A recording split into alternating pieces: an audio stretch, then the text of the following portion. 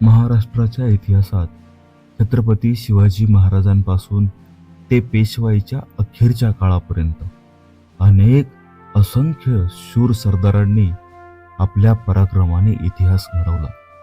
पण काळाच्या ओघात त्यांच्यापैकी अनेकांची नावे जनमानसाच्या स्मरणातून अर्थात इतिहासाच्या पाण्यातून काहीशी धूसर होत गेली. अशाच एका धाडसी, कर्तबगार आणि शूर सरदाराचे नाव म्हणजे सरदार त्र्यंबकजी डेंगळे. दुसरे बाजीराव पेशवे यांचे विश्वासू सहकारी म्हणून त्यांनी मराठा साम्राज्याच्या अखेरच्या पर्वात महत्वाची भूमिका बजावली. इंग्रजांशी संघर्ष, राजकीय डावपेच आणि थरारक घटनांनी भरलेला त्यांचा जीवन प्रवास आजही इतिहास अभ्यासकांना आणि इथल्या महाराष्ट्राच्या मातीला आकर्षित करणारा आहे.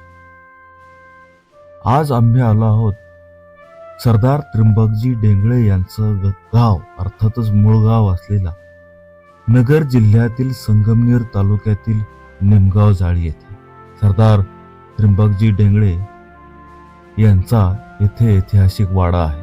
ह्याच वाड्याच्या समोर आहोत. या वास्तूच्या प्रत्येक दगडामागे एक इतिहास दडलेला आहे.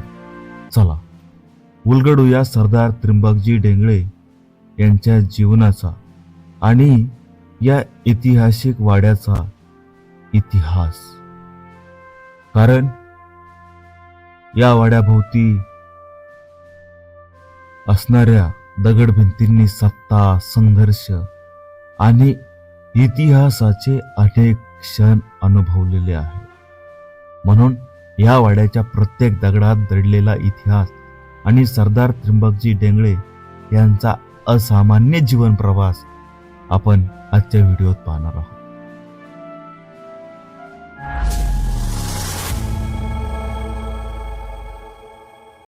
नमस्कार, मी अतुल आणि आपण पाहताय एटी लाईव्ह. मंडळी, आज पुन्हा एका आपल्या ऐतिहासिक व्हिडिओमध्ये तुमचं स्वागत आहे. मुळामध्ये आपण जसा अभ्यास करतोय, अगदी मराठीशाही असेल किंवा पेशवाई असेल, यामध्ये असंख्य सरदार आपल्याला पाहायला मिळतात. मात्र बऱ्यापैकी सरदार समोर आहेत, काही सरदारांची नावही आपल्याला माहीत नाहीत. खरं तर हा इतिहास महाराष्ट्राच्या दृष्टीने अत्यंत महत्त्वाचा आहे. जसं की मानकोजी दहातोंडे असतील, तर फलटणचे निंबाळकर असतील, हा जो सरदारांचा सगळा इतिहास आहे तो महत्त्वाचा आहे. आणि सर्वात महत्त्वाचं म्हणजे असंच एक नाव म्हणजेच दुसऱ्या पेशव्यांचे अत्यंत निष्ठावंत आणि एक पराक्रमी असलेले सरदार अर्थात त्र्यंबकजी डेंगळे यांच्या कार्याचा आढावा घेण्यासाठी आज मी त्यांच्या मूळ गावात आहे, म्हणजेच निमगाव जाळी, तालुका संगमनेर आणि पूर्वीचा अहमदनगर अर्थात आताचा अहिल्यानगर जिल्हा यामध्ये मी आहे.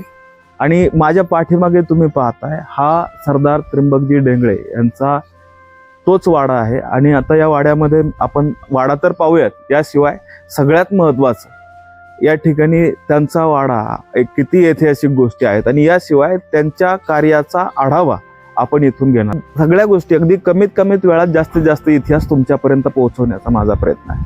जाऊया. या दगडी भिंती आज शांत आहे, पण एकेकाळी इथे घोड्यांच्या टापांचा आवाज घुमत असत, दरबार भरत असत, महत्वाच्या चर्चा होत असत. या वाड्यातील प्रत्येक दगड, प्रत्येक भिंत आणि प्रत्येक दरवाजा जणू काही इतिहासाची साक्ष देत उभा आहे. बराचसा भाग जीर्ण झाला.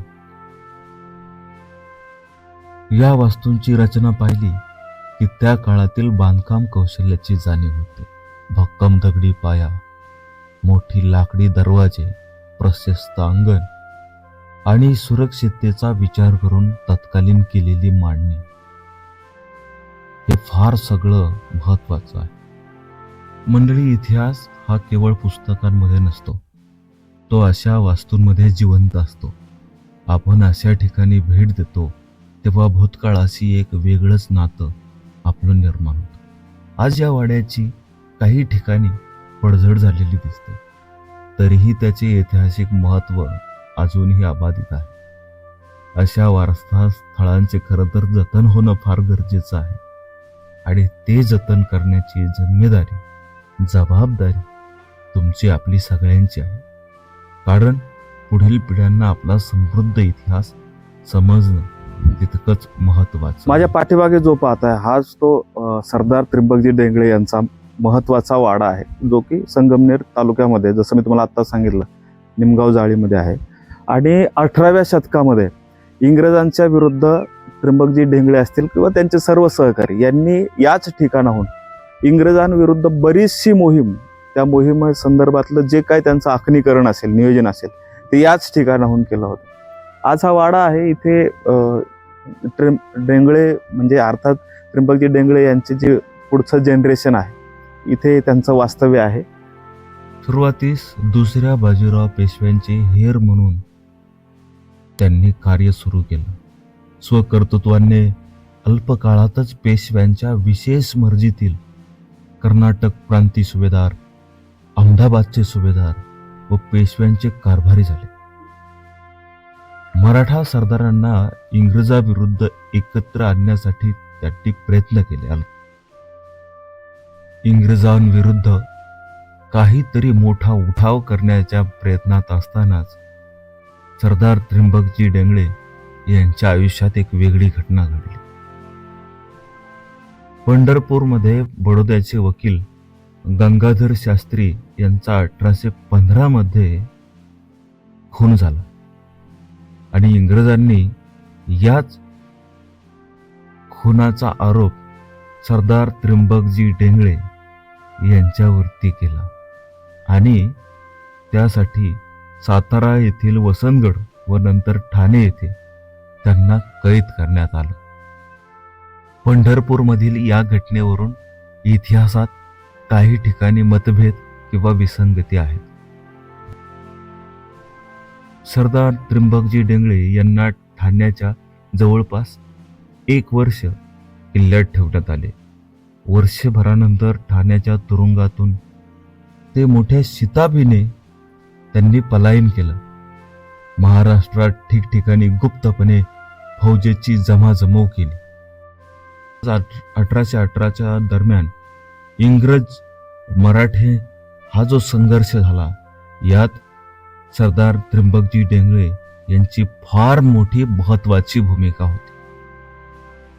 सरदार त्र्यंबकजी डेंगळे यांनी अखेरपर्यंत पेशव्यांची साथ सोडली नाही.